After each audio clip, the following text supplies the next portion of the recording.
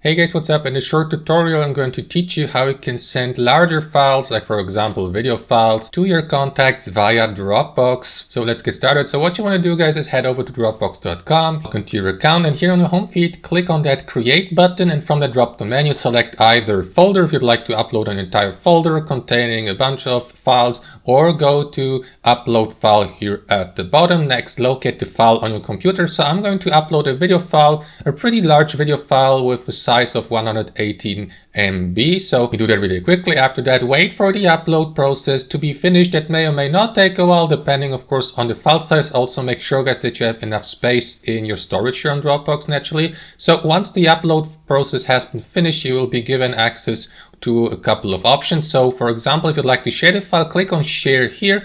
That is going to open up that window for you. And now you have two different options, guys, to share that file. You can either, for example, enter the recipient's email address or name here to share that file directly with the given contact via their own Dropbox account. Or alternatively, guys, if you'd like to give access to a wider audience to that file, simply click on copy link here. After that, you will be given the opportunity to share that shareable link with contacts online, for example, via direct messaging services, social media posts, emails, and so on and so forth. And as a bonus, guys, it's optional, but you can do that if you like. You can add another or additional layer of security by adding or setting up a password for the uploaded file so that your contacts will need to enter that password if they'd like to gain access to the shared file here. So that's basically it, guys. Thanks for watching and have a wonderful day.